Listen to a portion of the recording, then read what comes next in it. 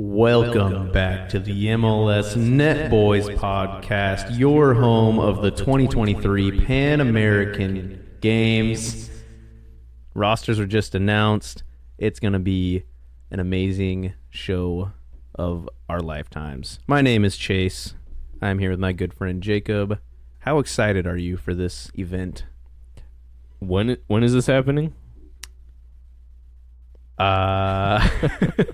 Let me look it up. October 20th is the start of the Pan American Games. How does that even work? Because I've heard about this before, and I don't understand this. Essentially, it's like a regional division of like the Olympics in a way, and we're sending our like U23B team to this competition. Icoba got the call up. Yep. Because our actual U23 team is off playing like friendlies right now. But yeah, Tega Icoba from the Timbers gets the call up. There's a handful of other names around the league that got called up for this. Kind of a cool competition, I think, in my opinion. Get some more guys involved. But as you can tell with that intro, there was not much in MLS to talk about this week. So we are, I can't even say, we're going to do a deep dive into the 2023 Pan American Games. You're right, not a lot. Not even any off-season or off-the-field shenanigans happening that typically happen in the league. It was a quiet week. There was 3 games that happened, and that's it. There's been international break right now, so not very many games to talk about, but not much else to say there, really. Probably going to be a shorter episode because of that. About an hour and a half, like I texted you. I was gonna say we'll say it's a shorter episode. We've already been here for about 2 hours just talking before this, and then we're gonna like deep dive into this Nashville New England game and talk about obscure like New England retiree like front office people or something. Well, we haven't really alluded to it since the new game's been out, but we record Sundays usually. And then Monday night is our clubs night where we have all our buddies hop on and we do pro clubs.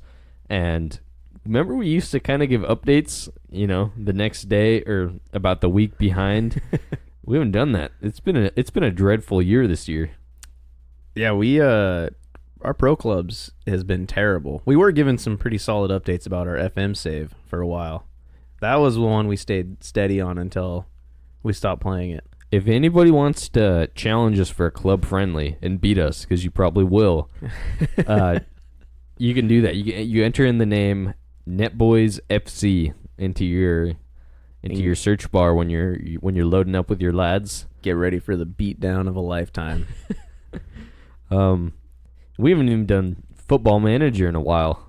That's true. We've been missing out on our FM.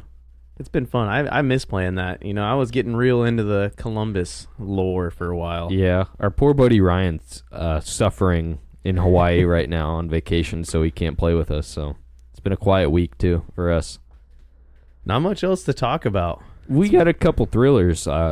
We'll start in Dallas. A 1-1 draw with the Colorado Rapids, FC Dallas and Colorado. Good result for the Timbers, man. I was gonna say this is big for a couple of the teams right around Dallas. Huge that Colorado has enough fight in them still to pull out a tie. Kudos to you, Colorado. You got a tie. Joking aside, what a missed opportunity for Dallas, because this would have put them in a great spot if they were to get 3 points. Now, in theory, they could miss out in the playoffs still if they lose in LA on the final game of the season, which you never know. I mean, it makes for an even more exciting end of the season because now you have Portland Timbers, FC Dallas, and San Jose all tied on points.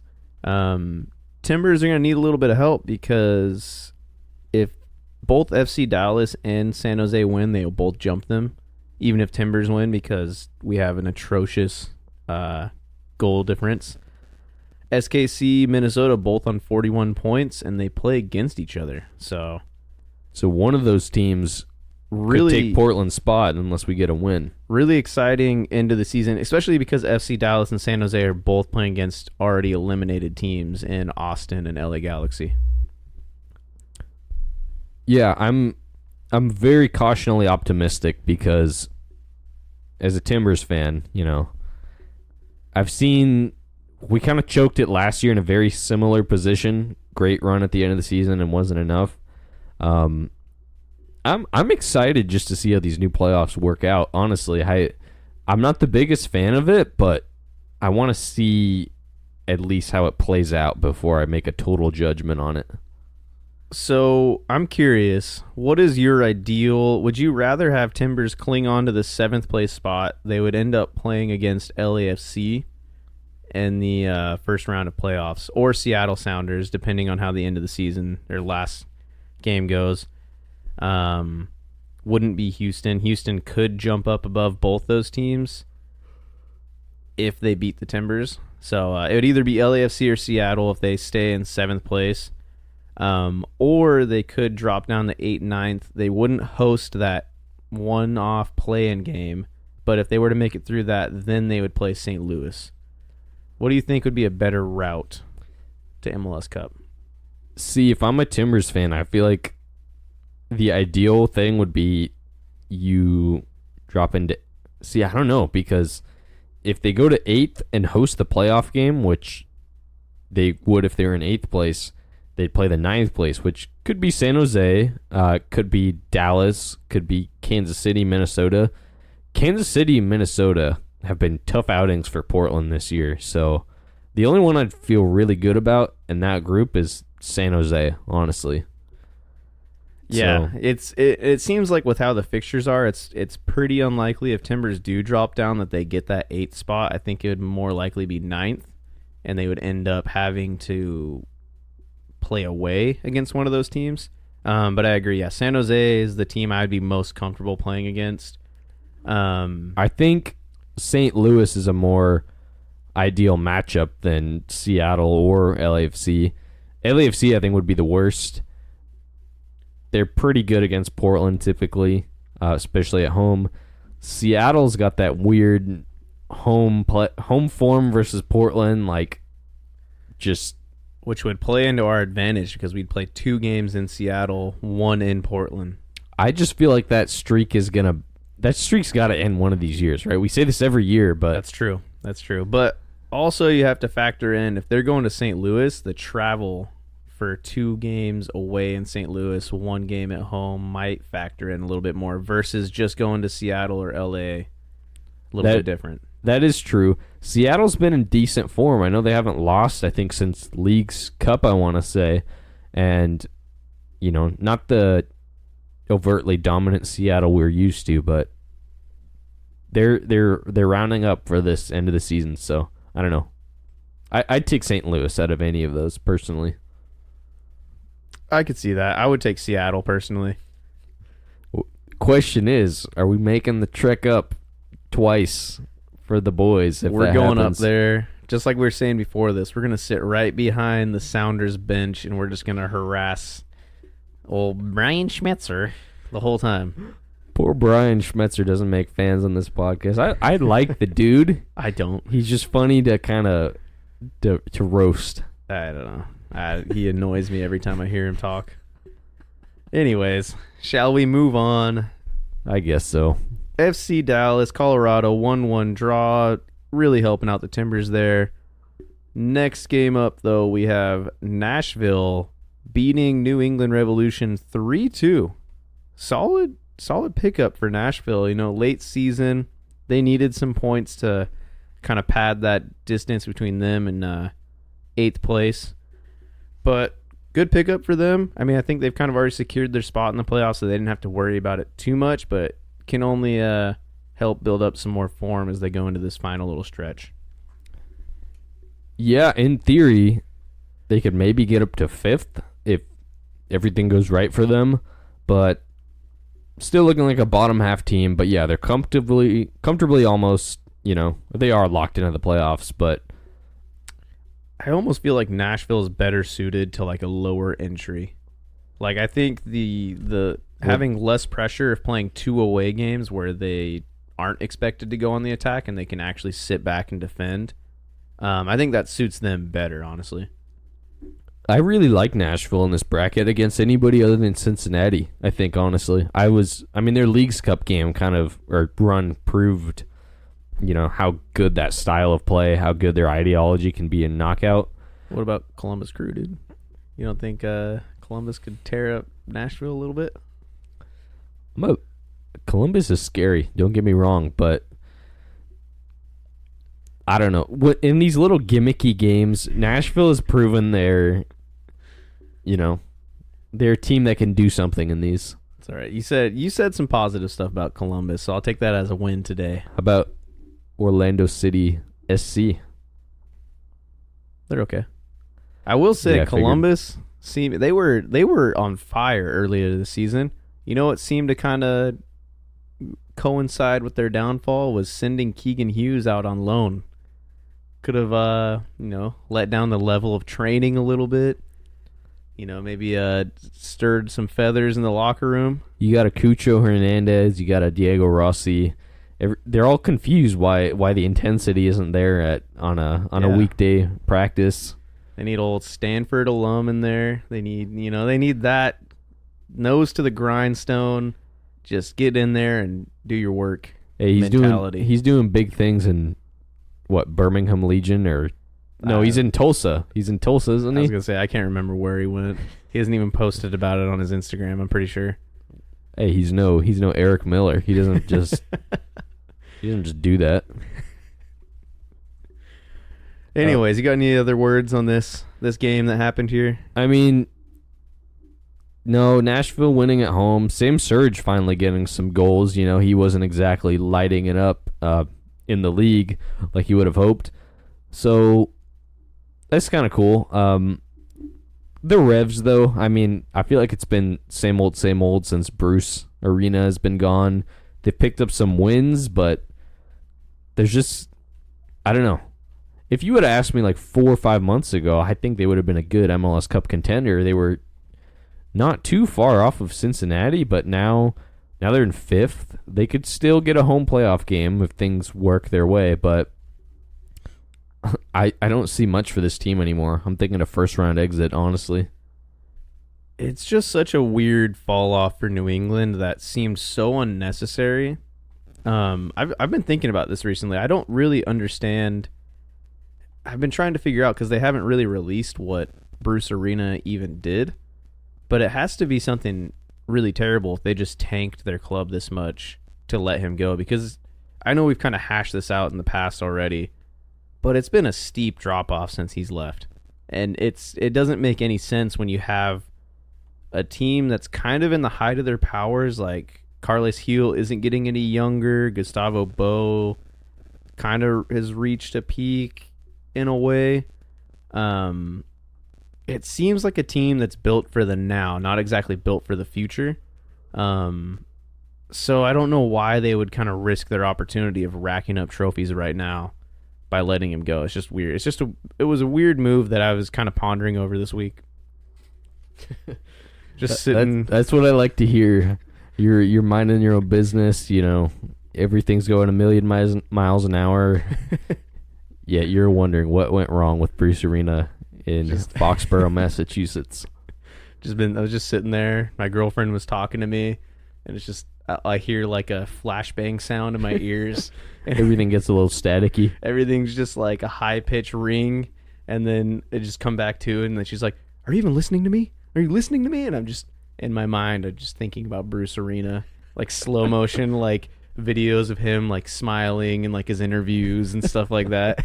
It reminds me of those memes where it's like a boyfriend and a girlfriend like sitting there like on the couch, and the girlfriend's looking kind of mad and annoyed like at the boyfriend. The boyfriend just zoned out, and she's like, I wonder what he's thinking about. He's probably thinking about other girls. No, you're wondering about the steep decline of the 2023 New England Revolution and the future of Bruce Arena. Where does Bruce go other than retirement? I was gonna say if I was Bruce, I'd retire. If not that, I would say just wherever the money is, dude. If Toronto FC? Saudi. Oh, no, they got John Herdman. Take him to Saudi, my dude. Imagine Bruce Arena in the Saudi League. And they end up signing like Omar Gonzalez and all of his 2017 old guard. Dude, that does seem like a place Omar Gonzalez would have gone like 5 years before Saudi League actually was trying to be something good. Bobby Wood is in there. Juan Agudelo. Dude, Josie Altidore. Get those guys in there. I could see Bruce Arena and bringing the old guard. And then he just starts. You picture him. No, that guy loves to criticize everything over there. I mean, picture him going there and he turns into like the most happiest, optimistic, manager in the post-game interviews, even if his team gets completely screwed because he doesn't want to lose the bag. One last payday, Bruce. Think about it. Al Hilal are calling. I mean, would he really want to step down and from managing Thomas Junkele this season to going to Neymar? Dude, we talked about this earlier in the season, but how fun would it be, especially with how many players Saudi Pro League has picked up, to do like a MLS All-Star versus Saudi Pro League All-Star, especially now that it's Ronaldo Messi? Dude, I think it has to be. I think if MLS isn't trying to organize this, then they've lost the plot because, I mean, we did the Liga MX thing. It felt like the Euro thing kind of lost its flair. Then we played Arsenal and just got battered. The All-Star game is so incohesive from like a tactical standpoint that I feel like playing a regular team doesn't really make sense. So how epic would it be if the last ever Messi-Ronaldo game against each other was at lower.com field in Columbus? You got Messi up on the wing. You've got give me an MLS. You got a John Gallagher slipping him through. Is that not like prime entertainment? I was gonna say Dylan Barrero, actually. That's pretty good too. Oh, meanwhile on the other end you got Abbas Al Hassan just slipping balls through to Ronaldo. That's my favorite player. That's a real person, right? Look at this guy's picture. He has the most largest ears I've ever seen. Did you think thought you were just naming off Saudi Arabian chatter? The guy has. I feel like he could fly away with those puppies on the side of his head. Dude, I'm all for this. I'm all for probably hear us talking about him right now. I mean, you're gonna get us just banned in that whole country over there. That's all right. You got all the soccer I need right here. No reason to go to Saudi. I mean, if they paid a full... I mean, with the way our listener map is looking on the globe, it probably is somebody in Saudi listening to us right now. If we got a full all-expenses trip... Dude, this is really random. Somebody I work with from our church, he flies like kites in his spare time, and he goes to like kite festivals. And over on the Oregon coast where we're from, there's a bunch of huge ones over here for like the region, and he gets paid to do like these gigs where he'll take these giant like kites to like festivals, and he got like invited to Saudi Arabia to go with like a whole bunch of people. His like passport wasn't correct or something like that, and pretty much like they checked his name, knew he was coming for the kite festival, and like got him speed traveled through the entire airport and all the security, didn't have to worry about anything. And they flew kites in the middle of the desert and got like money for everything and food and stuff. So if we ever have the chance to go record, it's a long shot, but what if we know the Saudis see what's happening in global football, right? They have this blueprint of what they want to do with their league. What if they say, hey, we see these guys, the MLS net boys, it's time we get the SPL net boys. Oh yeah, they want some quality coverage. Some grassroots movement coverage of the game. They want us over there talking about obscure guys who played there in like 1995 or something, league legends. Just spitting off. They need somebody to start a Saudi Pro League Iceberg on Reddit to add all these moments to. So you got to not burn too many bridges. Yeah, that's all right. All right. It's starting to sound like you've already been paid a little bit. You can check the Saudi Pro League out on Fox Sports 2, actually. Oh, man. Anyway. Imagine if, though. That would be pretty cool. That would be fun to get flown out anywhere to do coverage of another league. If you could pick one other league to do coverage of other than MLS. Like long term or just for like for a year, but like you have to be as like deeply knowledgeable and invested as you are about MLS. So like you would have to do your research and like get into it. So I'd have to live there for a year, or just Yeah, you got to live there for a year. I wouldn't want to live in Saudi Arabia for a year, but no, I won't say them. The Portuguese league kind of fascinated me because it was like, you know, they were pretty much they're looking in on like the top 5 leagues in Europe, and maybe not quite there. I know there's some takes where they should be ahead of like the French league, but country looks pretty cool. Got some family there actually. I don't know. Seems like a solid league to watch that doesn't get maybe as much coverage as it should. I see that. Liga NOS. I see that. I don't know. For me, I got a couple. Like, I'm really interested actually in like Van Rama League. the Van Rama Northeast League or something. No, honestly, I really like some of the stuff the Canadian League is doing, like with their weird, obscure rules. I really like. Now I've seen their rule about like they have to have a Canadian player under the age of like 23 on the field at all times or something like that. They have some weird rules like that ensure that they do youth development right, which is really cool. If I could change my answer, it would be that. I love visiting Canada. Nope, can't change your answer. Come on, Pacific City FC. That's a big club. That's my team. I think other than them, I would want to go to a league that's like still like relevant, but like pretty niche. Like Ooh, I would say like the A League. Dang it, I was going to say that next. The A League down in Australia, the lads down under. I think that would be pretty entertaining because it's the top flight there. They play in the Champions League in that region. I feel like they were kind of like MLS was, like maybe like and they early were 2000s. Yeah, they were like collecting these big name players for a little while, these teams. So I think that would be interesting. If I were to go to Europe, I'd probably choose like Eredivisie or like some random like smaller. Like I like the Dutch league is entertaining to me. Even some of those other smaller countries like that. Anybody's listening with a connection, let us know and we'll go live in your country for 9 months. A-League would be hilarious. There is kind of a meme culture like MLS has in the A-League, so that'd be awesome. Remember when we all our whole friend group picked A-League teams? Perth Glory, baby. I can't remember. Forget. I'm trying to remember the name of my team. I follow them on Instagram, so I see their posts randomly all the time. I just remember mine was terrible in FIFA. Mine is terrible, but then they randomly signed Daniel Sturridge, and he played for maybe like 4 games and was injured most of the time. So, I mean, kind of sounds like Daniel Sturridge. So it's about right. I'm surprised he didn't come to MLS, honestly.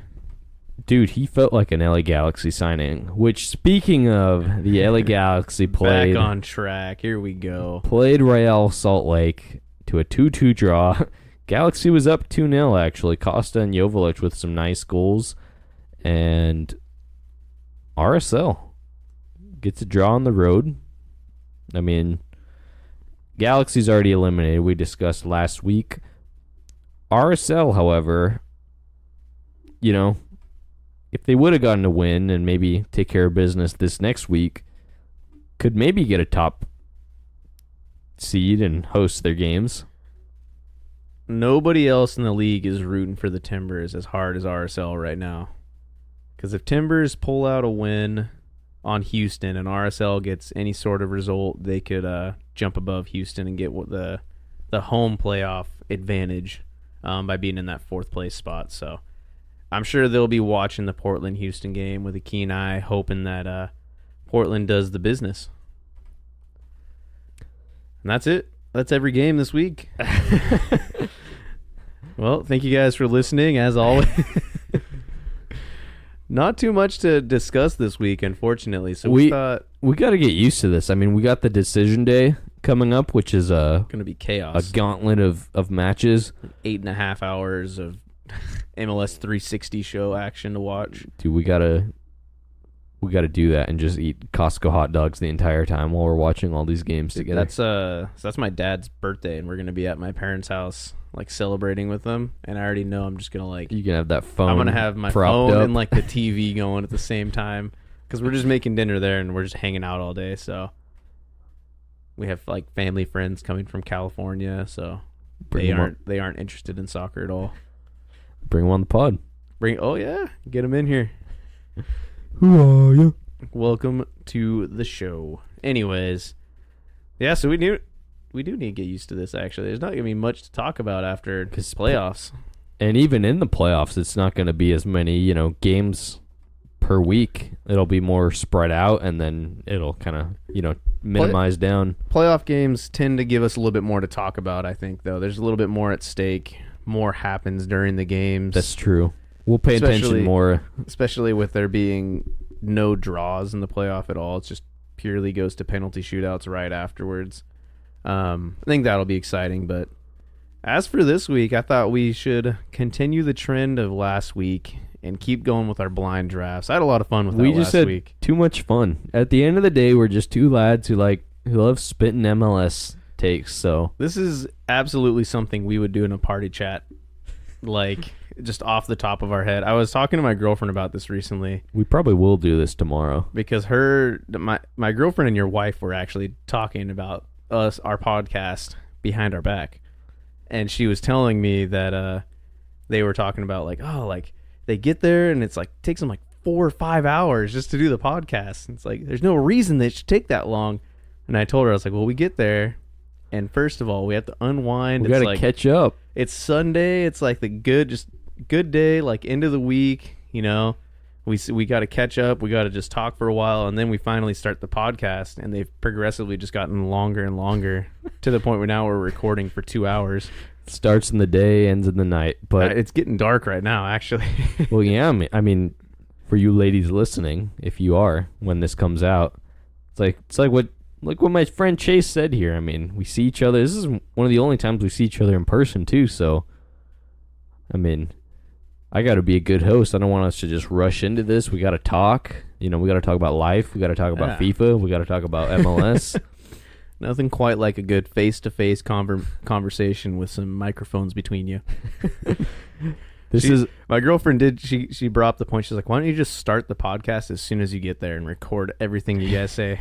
I was like, "I don't know if we should be posting that." The MLS Net Boys experience. MLS Net Boys experience. MLS Net Boys After Dark. And if you think we make enemies on the podcast, you don't want to hear what goes on outside of the record button. Nothing but good vibes and positive times. Anyways, shall we dive into these drafts again? Let's do it. Let's do drafts. Do you want to start or do you want me to start this time? I can start. All right, hit me with it. What do you got for me? So, anybody listening, I hope you tuned into last week's episode because I'm riding a similar wave here. This is actually one of my ideas that I didn't end up doing, but I thought this was good enough to do today. And like we talked about, blind drafts, I don't know, re-listening to it, I definitely would have changed a lot of things, but yeah, 1 through 5, we'll each spit out some things about MLS, and we have to rank them without knowing what comes next. So your blind draft. This is a little unorthodox. Which MLS mascot you would like to be stuck with to escape an escape room? Oh, gosh. This is tough. This is already going to be bad. I already know. Who do you got for me? Who's first? Are you ready? I am ready. You already know I got to start. start in the Bay Area. Crazy George from the San Jose Earthquakes. And this is a double one because I'm not going to give you this for every option, but there's also Q, the big blue Smurf-looking Quakes mascot, who's like the modern mascot. And I just remember that one video where it was a Cali Classico game like 2012, and David Beckham was on the field and he got mad at somebody. And he like drop kicks a ball from like 35 yards on a San Jose player who's like on the ground pretending like he got hurt. And the game had ended, and the San Jose mascot Q is just holding a sign that just says Sports Center coming up next, and it's just like staring right at the camera. So you got the combo of Q and Crazy George. You get both, but this is like a wrestling thing where you don't get to use them both at the same time. You got to tap them in. You got to tap them in. So one of them sits in the corner on a stool, and then you'll have one in, and then if you want to talk to the other, you have to go over to the other guy in the corner, tap him in, and then they swap places. Well, this is kind of tough because, like, so the mascot Q does not talk. No. Doesn't speak. So he would not be very helpful. On the other hand, you have Crazy George who would just be beating a drum the whole time. So it's like I could either have a guy who just doesn't talk and has giant mitten hands that probably can't help with any like intricate locks or anything. And then to be fair, that's going to be a lot of these mascots though. But then on the other hand, I just have an old guy just smacking a drum in the corner of the room. And I can only imagine if I asked him something, he'd probably just give me a blank stare and just keep hitting his drum. I can't even picture Crazy George like speaking either. I just picture him being the drum as a response to you. I'm going with a solid 4. I'm going to put him in 4th. 4th, okay. Oh man, that would be brutal. Can you imagine being stuck in a room with those two guys? Sounds like a fever dream. All right. Next up is Fang, the Philadelphia Union dinosaur lizard looking. I think he's a snake actually, but yeah, he's like a blue and yellow looking snake. He's got like a mohawk that has like confetti looking color things on top of his head. Where would you place Fang? I don't think Fang's going to be too helpful either. If I'm going based off just like a person who's fulfilling this mascot role, okay, they aren't going to say anything. How about we change it where it's like picture? It's like it's like a dragon snake thing wearing a. Yes.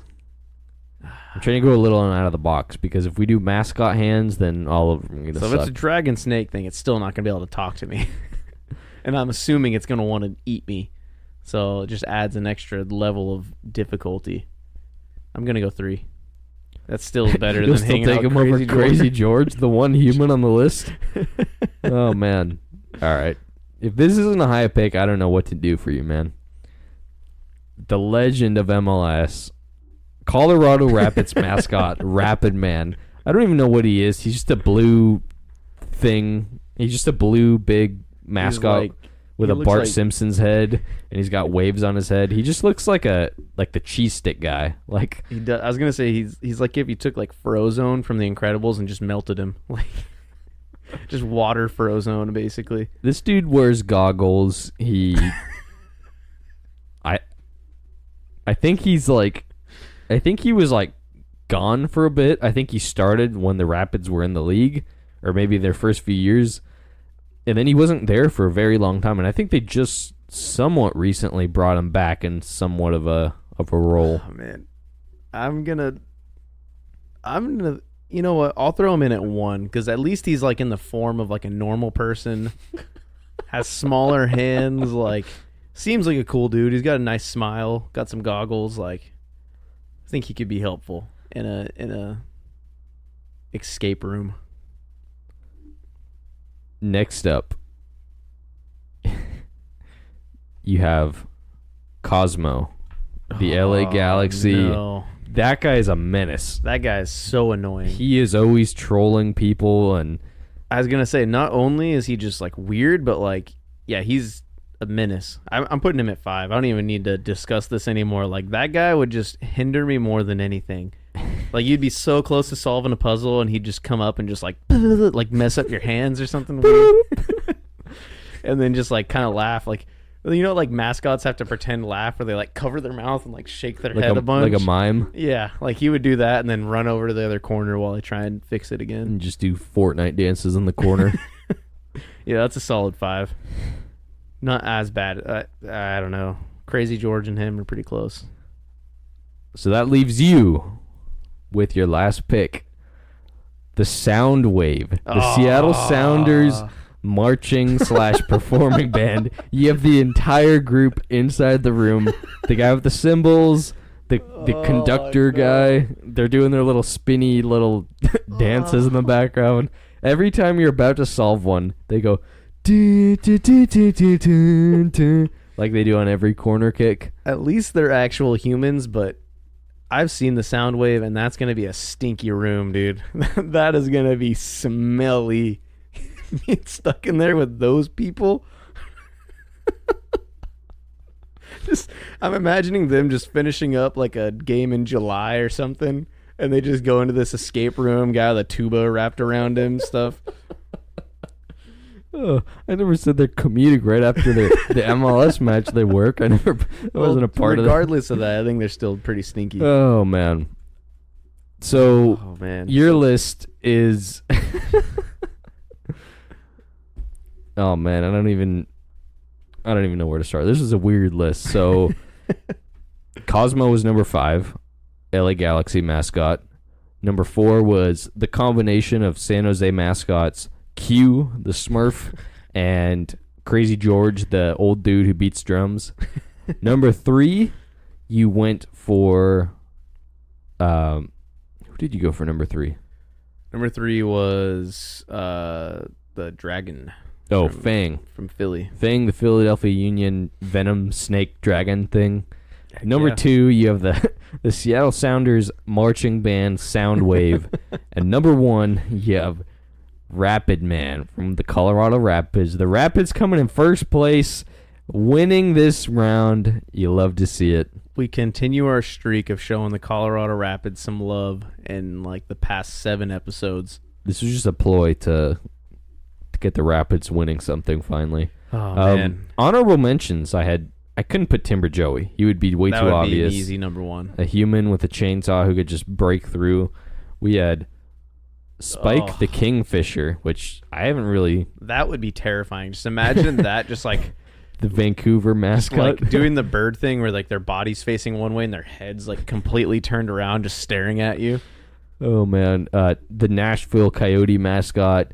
The New England Revolution Minutemen, the dudes with the muskets. That would have been sick. That would have been a little overpowered. And then another Sounders one, Sammy the Sounder, the oh man, what's that type of whale called? I'm drawing a blank. Yeah, the orca. So, does the sound wave include the guy who just screams "fight and win"? Would that put him lower on your list? Yeah. Would it bump it up to 5? Being stuck with that guy. Oh man. Anyways, we'll move on. I got my list here. I'm gonna go with a little bit more serious. A little bit more serious theme here. I want you to rank these strikers.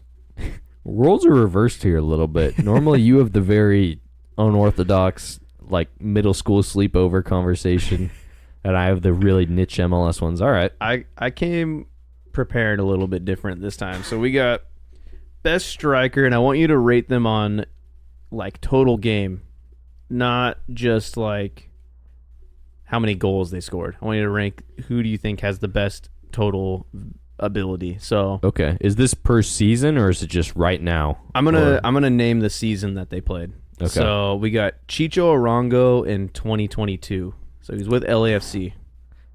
Do you have his goal total? I don't. Let me pull it up real quick. I was going to say, he had a pretty lights out season. Shield won MLS Cup, obviously. Just unreal. When you look at his production and then went to Mexico, I don't know. That's tough. So we got Chicho Arango in 2022. So with LAFC, he scored 16 goals, had 4 assists. So 20 goal contributions in 34 games. I'm going to put him at 3. Solid 3. All right. Good season. Won trophies, which is what you ask of. Got a good amount of goals. But, I mean, would LAFC done the same things if they had an adequate level striker in that position? I feel like they would have. Fair enough. Fair enough. Next up, we have Tati Castellanos from 2021. I should say 5 just because he won the MLS Cup in Portland. But, no, he won Golden Boot that year, actually. 19 goals, 8 assists in 32 games. 32 starts as well, so he started every game that year. I mean, that's pretty good production. I feel like you got somebody better on this list, and I almost wish I put Chicho at 4. I was really considering it. Does this sway you if I tell you he had 46 progressive carries? How many assists did he have?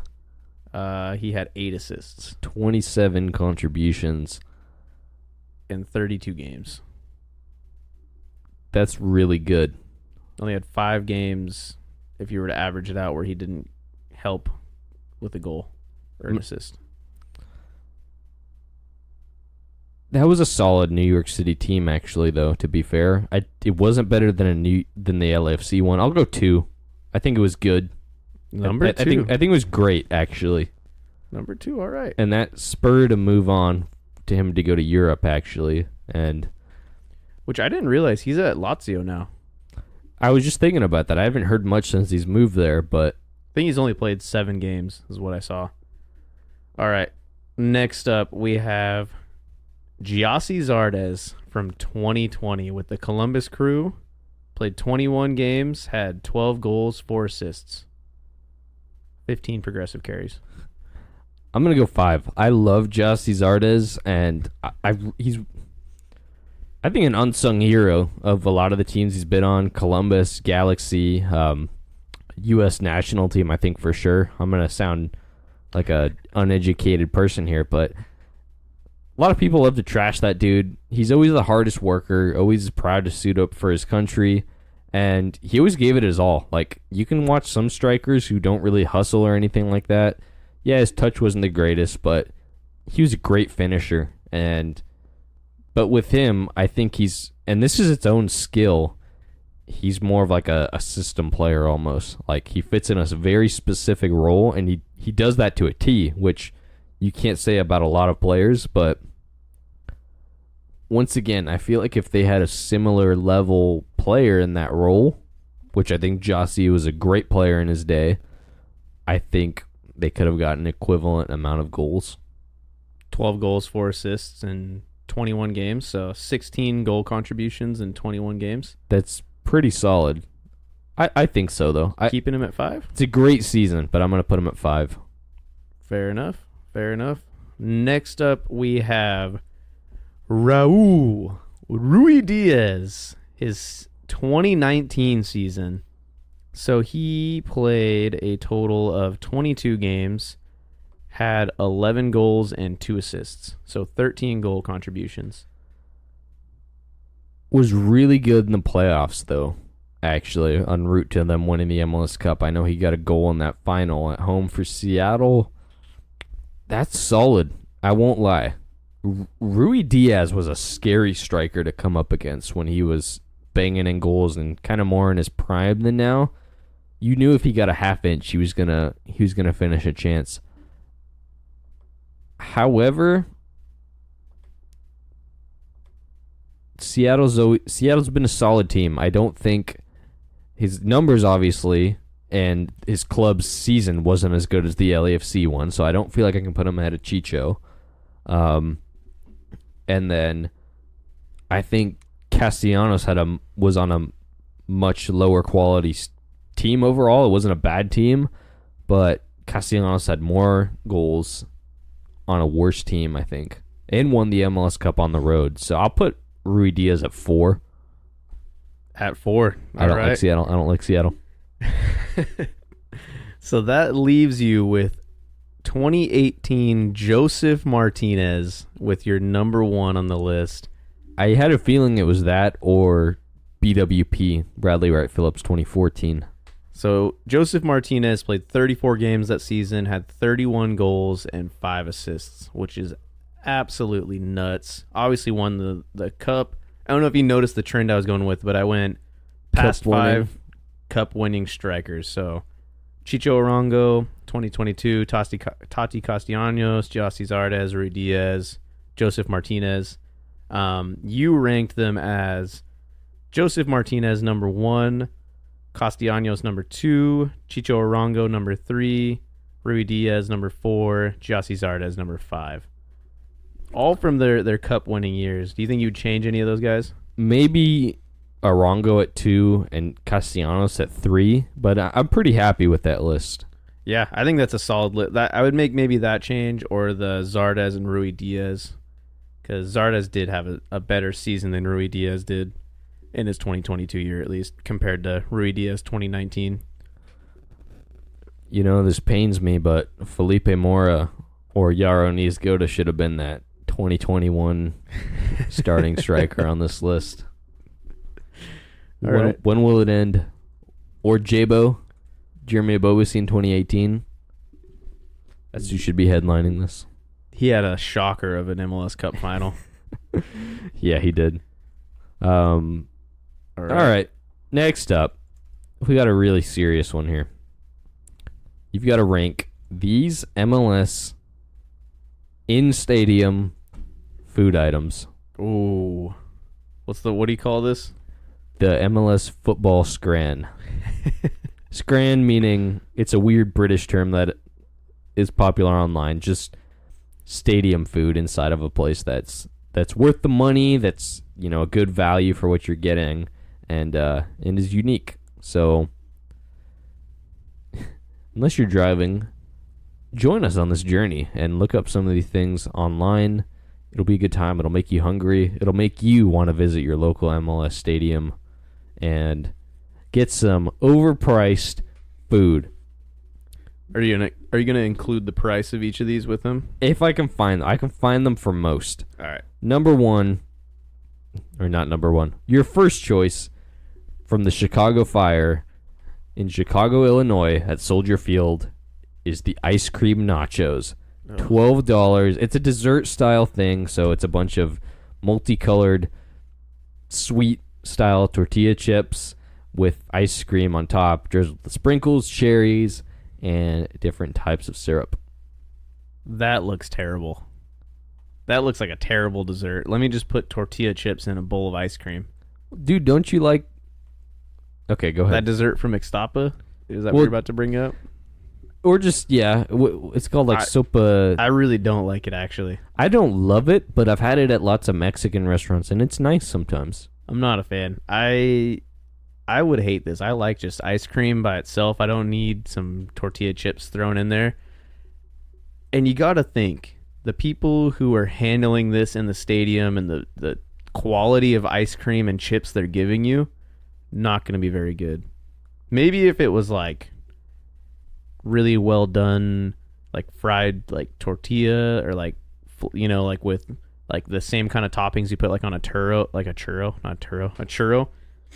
I think that would be a lot more enjoyable, but I feel like there might be some worse stuff, but I'm going to put that at 5 right away. Man, no love for the Chicago Fire. No. Also, it's like really cold in Chicago majority of the year. That would suck to be standing out there eating that. Dude, the excitement of Xherdan Shaqiri bombing up and down that flank isn't... Not at all. That's not enough for you? Not at all. All right. That's an easy number 5 for me. I got a gross one for you. Hit me with it. It's kind of... Okay, number 5. So, your next option is the Orlando City Purple Philly Cheesesteak option. It's exactly what it sounds like. It's a Philly cheesesteak, but they used food coloring to make the bun purple, and it looks just like something a dog would throw up, honestly. I love a good Philly cheesesteak. It's one of my favorite sandwiches, but seeing brown meat and like all these yellow peppers and onions and red peppers all on a purple bun sandwich, not hitting for me. And it comes with a bag of chips, and it's $15. $15. That is really expensive for a crappy Philly cheesesteak. See, I'm taking the nachos over this. This is ice cream this nachos? is disgusting to me. Just because of the color? Yeah. See, I think I could stomach the color and actually like enjoy a Philly cheesesteak, but it probably isn't that good anyways. The color doesn't bother me as much as the fact that somebody just took tortilla chips and threw it in a bowl of ice cream and said, let's charge $12 for this. Oh, man. It doesn't look good. No, it doesn't. It does not look good at all, but I feel like it's hard to mess up a Philly cheesesteak and make it not taste good. If you just do the basics right, and if they're producing it in like mass quantities, they probably are, just like cooking the meat fully through, putting a bunch of cheese in there, letting it melt, putting it in a bun. Like, that's simple enough, and it's hard to mess up, so I think I'm going to put that at 3. 3, okay. I think I could get over the like look of that, but I'm reserving number 4 in case you have some terrible dessert options left in the list for me. No, we got a better one. LAFC has a Korean barbecue chicken over waffle fries combo meal at Bank of California Stadium. And this item goes for a not terrible $16. That looked actually pretty good. Kind of a weird combination, looked good. $16, pretty steep. But also that's pretty filling when you think about it. Like, you're just getting French fries, like waffle fry, like potatoes, and like meat. So it's gonna be a filling meal. I think I could comfortably put that at 2. I think I would actually enjoy that. At 2, okay. I think I could do that. Yeah, that I would comfortably do. All right. You know the next one.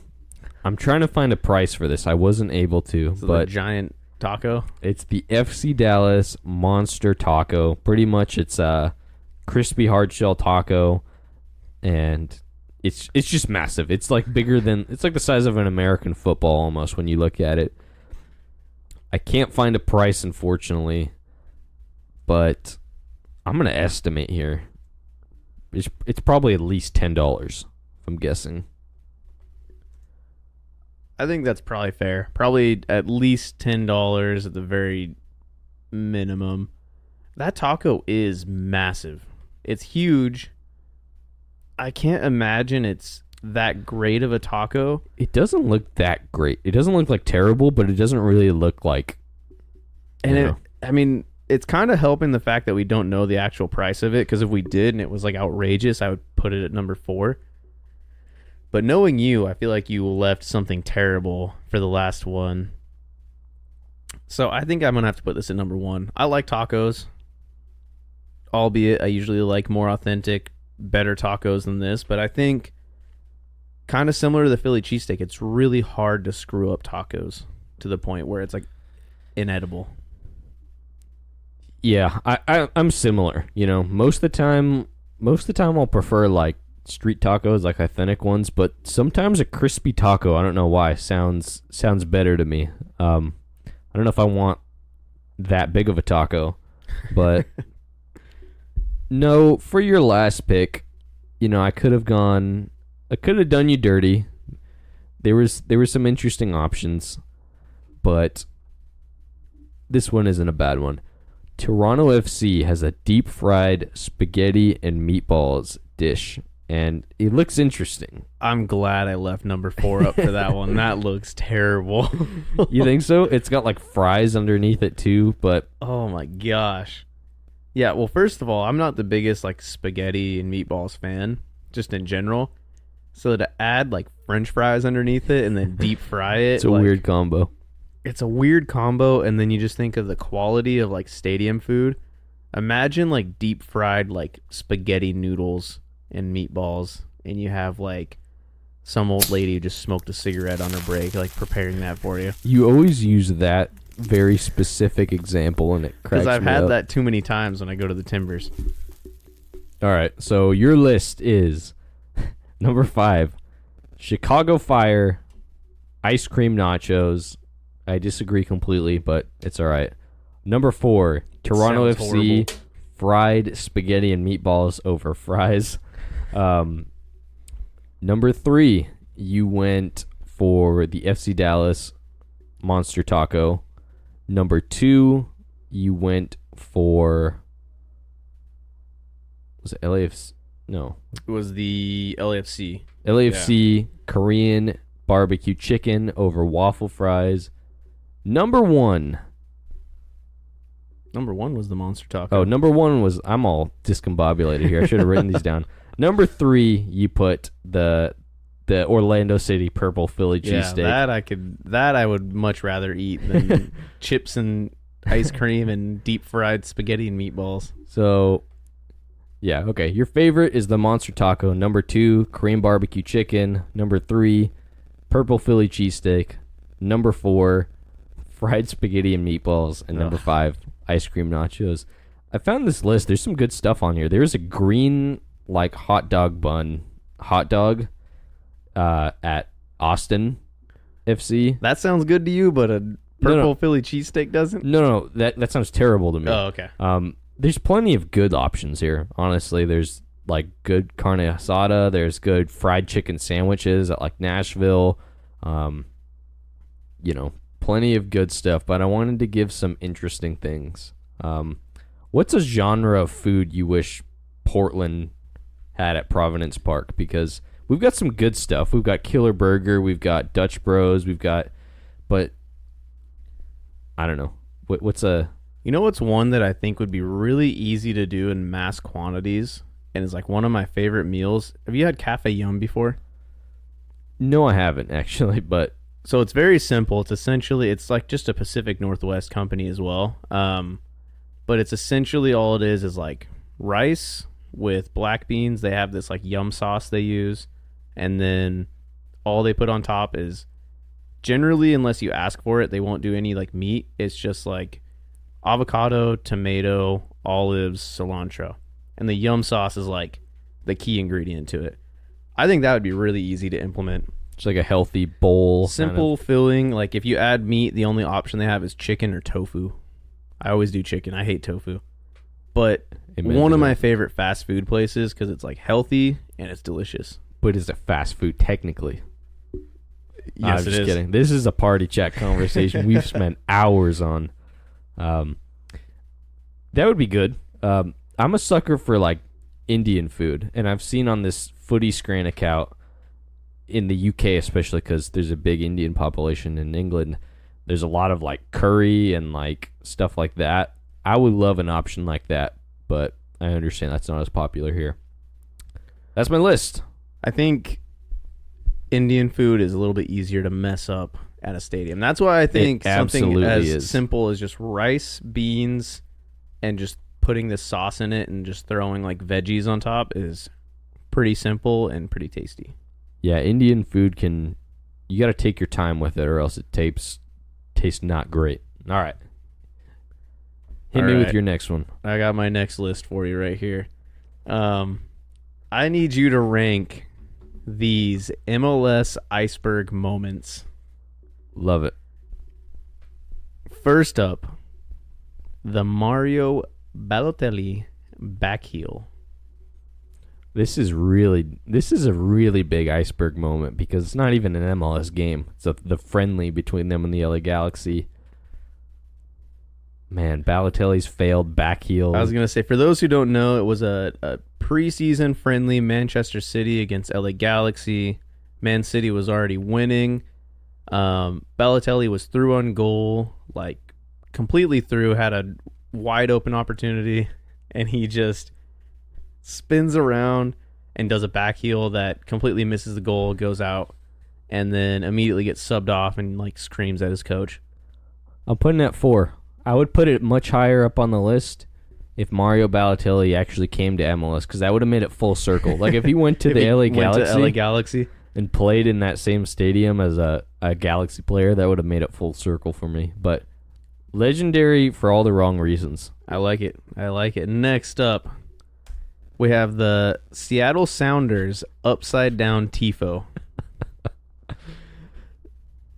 Man, they really had a a chain of events there where they've had a lot of iceberg moments that seriously, don't even necessarily involve the team, just involve the fan base. before they went on that chain of winning 2 MLS Cups, going to a few more finals, winning the Champions League. It was all sorts of things like that. They would always come up short in the playoffs. They were like a meme. They were like a joke around the league. Playing with the football lines in the stadium. Their playoff game gets rescheduled because they have a car show there. Like all sorts of things. That's like I'll put that at 5. And I think it's better, but I think there's some more memey Seattle moments that, from that fan base. All right. Next up. Putting a Tifa upside down, though, is hilarious. How does that... It's amazing because it's such a massive, coordinated event. Like, how do you do it upside down? And like Portland, like some of these other Cascade, they pride themselves on being one of the best fan bases in the league, especially back then before we had the Atlantas and, Charlottes of the world. That's hilarious. That is great. Next up, this is one that has cursed you forever and will continue to. The Alan Gordon locker room picture. I'd put that at 5 if I could redo this. I hate that picture. Chase always just pulls that up on his phone and shows me when we're in person. Oh, man. I don't even want to describe it. Don't. It's just a gross picture of Alan Gordon in the locker room. Nobody look it up either. Was this from the U.S. national team in the Gold Cup, or was this from Can't say I was looking at anything else in that locker room in that picture, dude. I don't know. I'll put it at 3. All right. I just hate that. I've been destroyed by that picture by Chase. All right, number 3. Next up, I don't know how much you know about this one. The Charleston Battery coffee pot. Do you know this moment? I have no idea what you're talking about. So back the in USL team? 1999, DC United went to Charleston Battery for a U.S. Open Cup game. They lose 4-3 in extra Jeez. time. After the game ends, DC United goes to their locker room, and it was later found that a bunch of their players smashed multiple coffee pots in the locker room and just smashed a bunch of other stuff, just basically vandalized this whole entire locker room of a USL team that they lost to. Man, what a bunch of punks. I'm kind of curious. I was going to look it up, this 1999 DC United team, because I want to know who was involved in this, vandalism. But yeah, kind of an obscure one that I had never even heard of, but they had players like Jaime Moreno on the team back then. Who else? That was the only one I knew off the top of my head. That's hilarious. They went in and just full vandalizing of a USL team stadium. I know, not even that's the worst part too, is it's a team that had no right beating them, yeah. But then having that happen, and then going in and just destroying their locker room. So they had on their team 1999, they had Carlos Lamosa, Jaime Moreno, they had Marco Echeverry. So these are just kind of the legends. They had Eddie Pope, now interim coach of New England Revolution, Clint Pay. Kurt Anolfo, Ben Olsen. Yeah, some legends of the league engaging in some not so legendary activities. I'm going to go 2 on that one. Number 2. That's I didn't actually know that, so that's well done for finding that. That's a deep pull. This one you knew was coming. I can't leave it out of any opportunity I get to bring it up. The Seattle Fight and Win chant. See, I knew something like this was coming. That's why I left the 1 spot open. That's got to be number 1. That one has to be number 1 in any list because it's just so funny, and it's transcended MLS to the point where you see League 2 teams in England doing this chant at their game. It's amazing.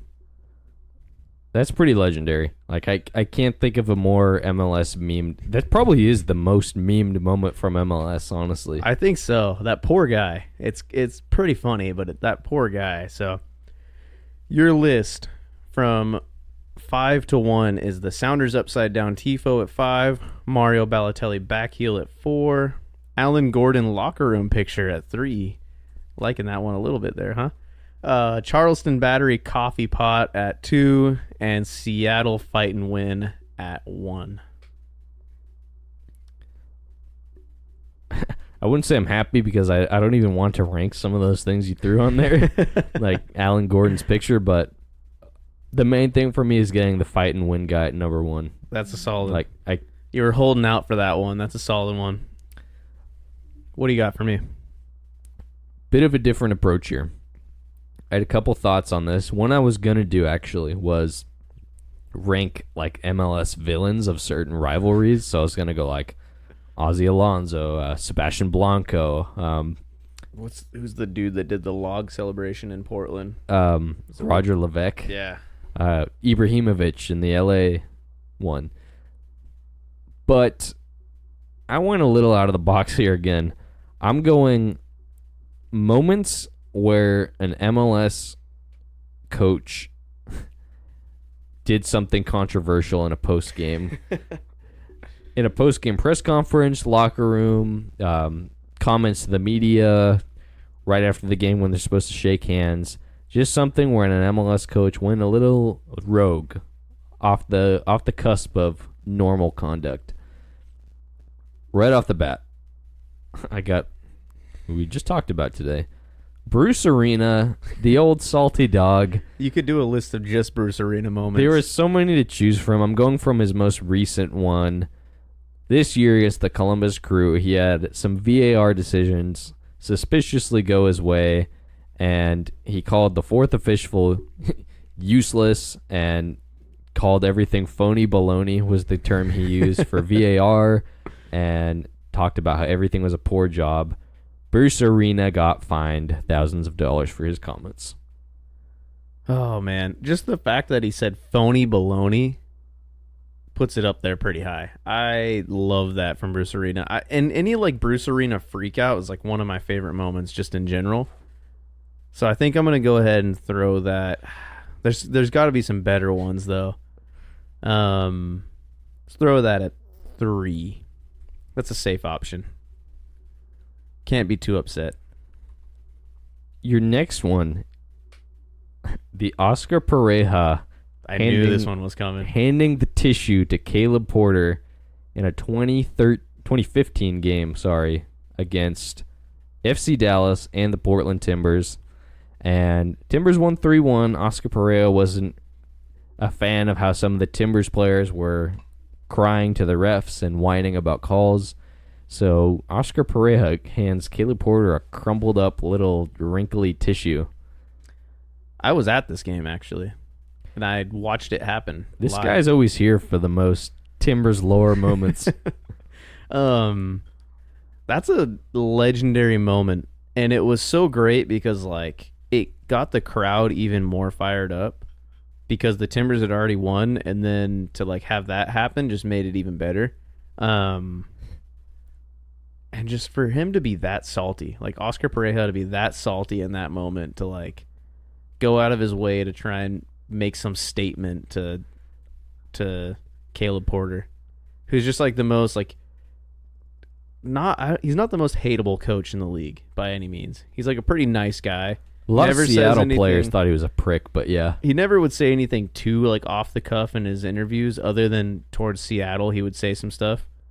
But yeah, he never really targeted anybody. His only annoying quality people would say was like he would just be like, oh, we played better than this team every time. Like he would lose and like kind of minimize things. But yeah, he never went after people. He did make one comment, I remember, when before Nagby was a U.S. national team player, how he said like once he becomes a U.S. national team player, he'll start getting calls the same way Clint Dempsey does. Essentially, he made some comment that Clint Dempsey got favoritism because he was a national team player and basically called the league out for like the league folding all their rules over so Seattle could get him in 2013. Yeah, so he spoke some light into that. So I respect Caleb Porter for that. But going back to this ice, not even iceberg moment. This kind of Referee. is an iceberg moment in its own way. This one is, yeah. Oh man, I'm gonna throw that at 3. I think there's some better ones to come, even though that was a pretty iconic moment.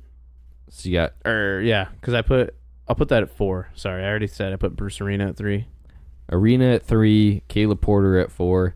Yeah, the funny thing I was reading about this now is Porter says afterwards in the media, they didn't talk a single time during the game at all. You know, normally a lot of times you'll see the coaches, especially when the fourth official's in the middle, they'll kind of like bark and jip at each other a little bit. Apparently they didn't even acknowledge each other the whole game, and then this just happens. I love that. Next one, we got a legendary one. Adrian Heath, just recently sacked at Minnesota United. Finally. His team was playing Real Salt Lake. Controversial, the villain goalkeeper, David Ochoa, had a pretty good game in Minnesota at their stadium, Allianz Field. And at the full-time whistle, you know, Ochoa's been barking at the fans the whole game, you know. He loved the spotlight. He takes the ball and he just drop kicks it in the supporters section. Not really a person specifically. He didn't aim at a little kid's head and punt it at him. He just kicked it in the supporters section. A lot of the Minnesota players, like, hated that, and they, like, got in a big scuffle. And right in the post-game interview, Adrian Heath on the field, so their team lost too, keep in mind. Adrian Heath goes on the headset and he's talking to the TV crew and he goes, you know, the goalkeeper booted a ball into our fans and our supporters group. That's a big no-no. We all know that. And then he said, he's got some edge to him for a kid that's not that good. Oh, man. You think he was talking about his son? You don't see people directly call out each other like that in MLS, I feel like. Yeah, that's why I think it's a pretty iconic moment, is that he just like went out of his way, probably because it was like immediately after it happened, so he was still pretty hot. I want to almost put this at 5 because I just don't like Adrian Heath that much, but I think if any other coach would have done this, I would put it pretty high. So I think I'm going to put it at 2 because that's a pretty amazing moment to have a coach like still on the field, like give his opinion and just like call out another player and say that he's not good after his team lost. I think what's funny about this too is Ochoa was a really good prospect at this time, getting call-ups. I mean, he wasn't starting, but for the U.S. national team, afterwards made his switch to Mexico. Really good for Salt Lake. The only problem with him was the off-field, his attitude and stuff. Ends up going to D.C., kind of flames out there too. Same thing, attitude issues seemed a problem. Goes to Mexico, plays one game for his team, and now I just believe he signed as like a developmental coach, and he's like 22 years old still. Man, got into coaching right away. So, I mean, is he right then? Because he said he wasn't that good. Yeah, he's a goalkeeping coach. Sorry, a youth goalkeeping coach for a USL League 2 side. Oh, man. I mean, I'm not trying to be disrespectful, but maybe he gets a move soon. He's trying to keep in shape and stay in the game, but interesting how his career kind of... what was the Brazilian goalkeeper that was like training in a park that like ended up getting back into the national Julio team? Cesar? Yeah. There's like videos of him like training in a park after he got dropped from his team and like ended up getting back with the national team before the World Cup. That's solid. All right. Legendary moment of the league. Mike Petke, former Red Bulls, but RSL head coach when this happened, fined a lot of money because he was protesting a call that was made. This is the one where he brought out a printer to the or a picture, like a screenshot of what had happened to his player and a call that should have been called. And he started just going on this unhinged rant about how he was going to print more slides to show all the reporters, but the printer was out of freaking ink, was his quote. And he was just like yelling about this.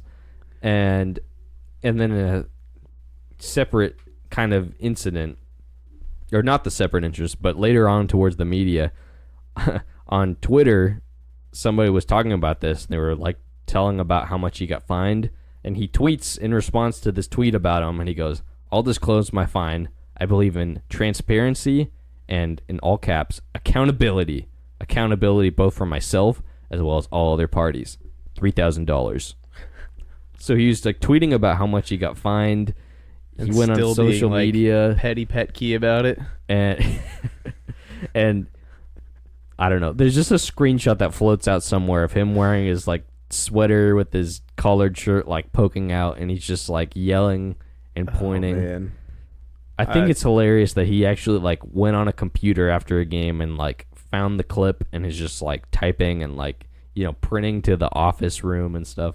I love that. That's easily number one for me. Like, I love all these moments because I love seeing the one figurehead for a club that's supposed to be like very like calm and like they're supposed to be the voice of reason in all these moments. So I love seeing these coaches that just get absolutely unhinged. And that's one of the most unhinged moments any like MLS coach has had. So number one. That's an easy number one. Leaving you with Brian Schmetzer taking a shot at Timber Joey. I knew that one was coming in the list, and that's why I left number 5 open. We were talking about this earlier today. The worst diss of all time. Brian Schmetzer, the Seattle native, local legend. You know, he's been affiliated with the team for a very long time. Played for them, played for their indoor team multiple times. Played in Tacoma for indoor. Coached at multiple levels in Washington. Longtime assistant. Hates the Timbers, knows the rivalry, lives it. Apparently, he doesn't know the Timbers mascot's name. So, in a 2017 pregame interview with the media ahead of a game during the week, they're asking Brian Schmetzer about, you know, the Timbers tradition of sawing off a log before every game. And Timbers mascot's name is Timber Joey. He does all the cutting of this log. Brian Schmetzer says, "No, I don't like what's going on over there. And we don't even know if he's a real lumberman or if he's just a guy." So he doesn't know Timber Joey. Everybody knows that Timber Joey is a real lumberjack. You know, it's lumberman. So yeah, I mean, we always joke about this because it was just such a lame diss. Obviously, you can make fun of the fact that Portland has a lumberjack at a game. Like, that's pretty weird, right? But just this diss was just such a middle school level joke, and me and Chase never let this die between us. You know what's funny too is, remember, I don't know if you remember this, but Aston Villa played a friendly against the Timbers, and Tom Hanks, the actor, is a huge like Villa supporter, and he was at this game in Portland between the Timbers and Aston Villa, and he was talking about how he knows about Timber Joey and all of this, and Will Ferrell recently was like getting a picture with Timber Joey, but this dude who's been a part of the rivalry for like 50 years pretends like he has no idea. Oh, I love that. I love that so much. It's like, it's so funny because it was like a sad diss. That's like one of those moments where I feel like it's like a kid in a classroom like says it and like pauses to like hear everybody's reaction. It's just like dead silent. Crickets. Just like no reaction for just like, oh, that lumberman over there, and then it's just like nobody says anything. Oh man, if the Timbers play him in the playoffs, we got to go behind him with signs that just say stuff like that. Lumberman. Who's that lumberman? Who's that? Brian Schmetzer's such a dork. I like the guy, but he's a goofy guy. He's a dork. So your list, top 5 MLS unhinged coach moments.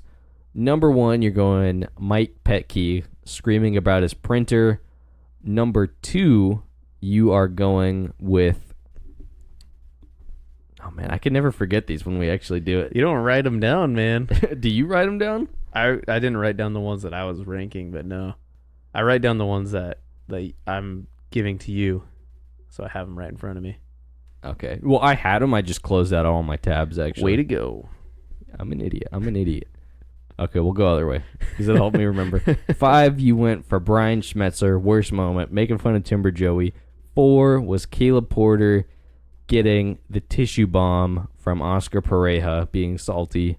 3 was Bruce Arena calling VAR phony baloney and useless. What the heck was number 2? I don't remember right now either. I can't remember. Crappy list. Oh, it was the Ochoa moment. Oh, with, okay. Adrian Heath. Adrian Heath calling Ochoa not a good player in the post game. Meanwhile, he brings his son to every club he goes to. And then number 1, Mike Petke with the printer bomb. Solid list. I would probably leave that exactly the same, actually. It's a pretty solid list. I'm proud of that one. But we have one more list to go. My final list, nothing too crazy. I think it'll be pretty straightforward. I'm gonna pick your brain on these MLS 2023 kits. Okay, I see. We've gone over these before, so it shouldn't take too long. First up, we have the Chicago Fire. That weird white one with like the triangles on it. And no sponsor. Where are you putting that at in your 1 to 5 rating there? These are all 2023? Yep, all the most recent kits that came out this year. I'm going to put that one at...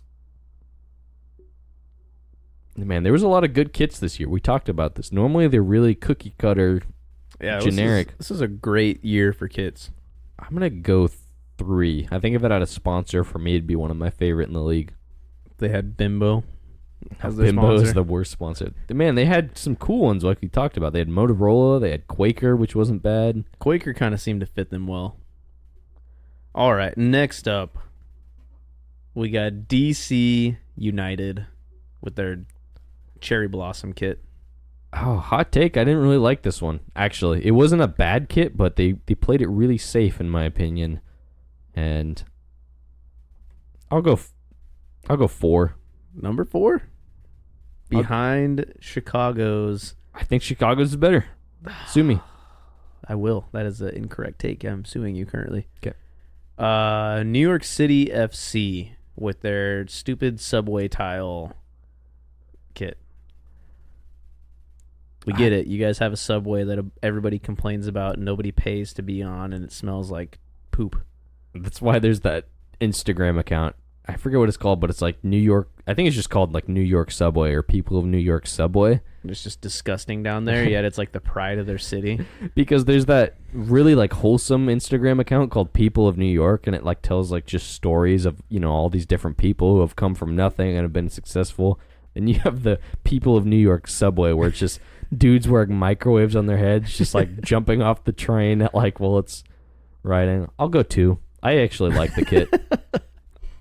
I hate that jersey. I think it looks terrible. See, I like how they're slowly piecing away kind of from the complete knockoff of City. Because remember their first years, they would just be the exact same thing as City.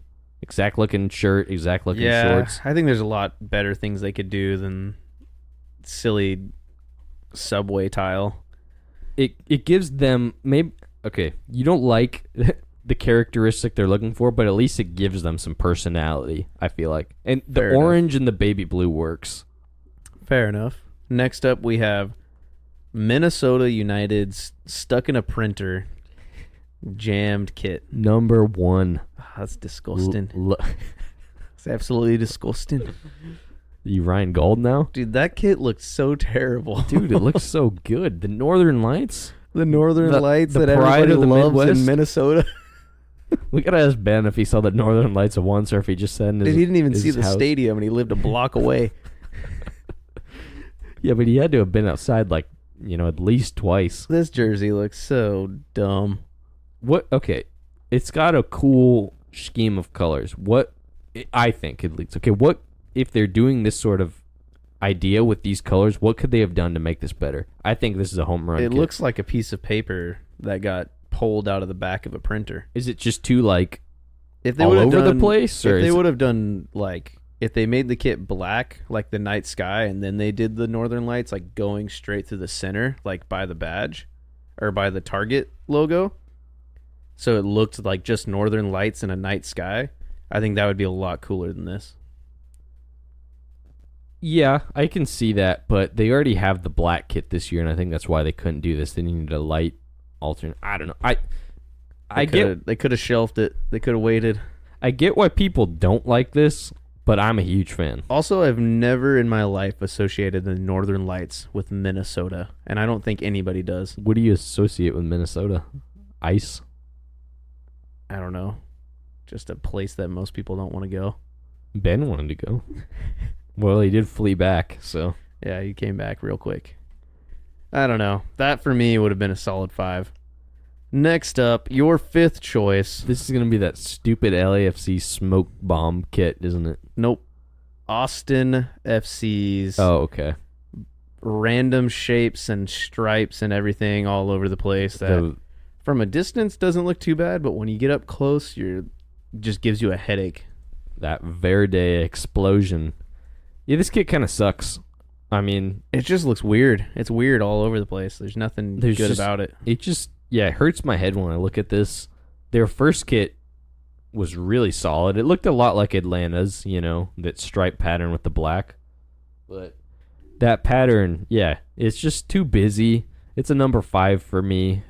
They were trying to copy that Barcelona kit that kind of did this not too long ago, where it was I hated different types of stripes everywhere.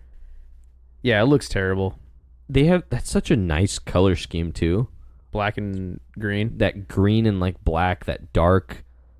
We talked about this recently. I think the Timbers should do a black kit. That would look amazing. I agree. They have a cool green too, because they kind of do a mint green as well. As they do that weird really bright green, which is all right. It's just kind of hard to look at, but they have a mint green that looks really nice as well. Are we having too many green teams in this league now? Green used to be not a very common color for teams. Now you have the Timbers, Austin, Seattle. Who else is green? Is there another green team?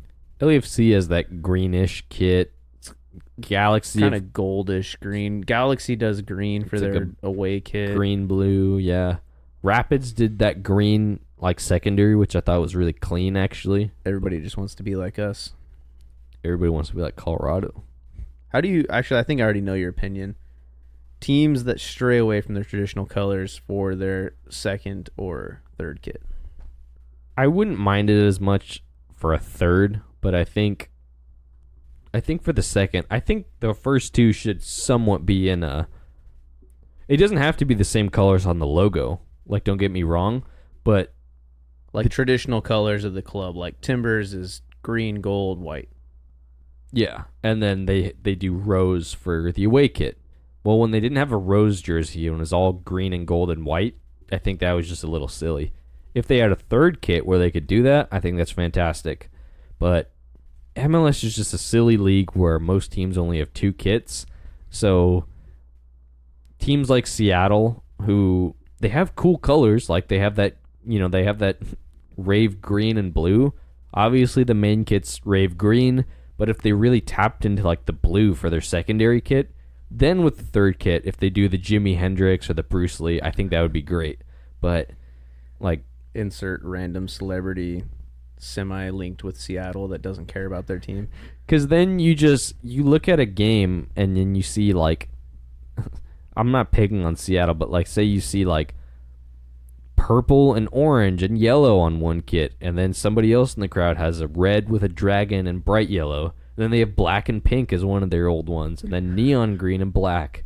And you have all these things, but Seattle's due for a blue kit, man.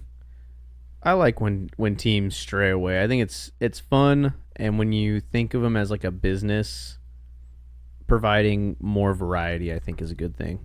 I would agree. I just wish they would have the third kit option for that, if that makes sense. Yeah, I wish every club was allowed to do a third kit as well. Because then you could really see some creativity, and then you can also build those kind of traditional colors for your squad. I would like to see the league pull away from the Adidas deal as well. Allow teams to pick their sponsor, because I think a Timbers Nike kit would be pretty sick. Dude, we're going Umbro. There's no way. It would be Nike. You already know, because Thorns are Nike. Timbers would go Nike as well. I mean, obviously it has a deep connection with Oregon. I think that would be pretty sweet. It'd be cool seeing like Then you'll see like the Like who- Rapids have Kappa. Or yeah, who was that weird brand that did like West Ham this year?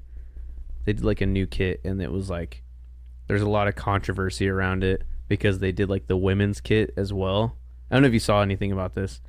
So like the women's team in West Ham like was kind of like raising a fuss about this new shirt sponsor because the men's season started earlier and they just absorbed water like crazy and like would stick like skin tight to like the guys, and it was the same exact like jersey essentially for the women's, just a women's cut, and they were all not wanting to wear it because obviously in England it rains a lot and you play in terrible weather. Makes sense. But kind of a rough go for that brand getting their first step on the big stage. looks like women's West Ham is Umbro. They must have switched back because it was a new company. I forget who it was. We've seen some random ones, like New Balance randomly had a couple squads. They had Liverpool for a bit. Oh, it was Aston Villa, not West Ham. Insert other random Burgundy and burgundy baby blue. and baby blue team. It was Aston Villa. You know who I thought did decent was Under Armour when they had Spurs. Something different. It was Castore was the name of the brand. The one that has like the two like wings above it. But anyways, we strayed far away from. We got to do some of these podcast ideas, like the different like city kits that we talked about that one time. We could get into that in the off season. We gotta dive back into our roots. We're doing 5 episodes a week, just one every day of the work week. Just 10-minute episodes is what we're gonna say, and then we end up hanging out for 3 hours, and my girlfriend gets upset because I'm gone. Well, you're gonna call in and work from home tomorrow, so we can play clubs all day. So Whoa. My mom listens to this podcast, man. well, you're just gonna work from home and happen to be on clubs while you're. Playing FIFA all day long. Anyways, we don't even have any match predictions this week because the ones we picked last week are for this upcoming weekend now. So What do we do?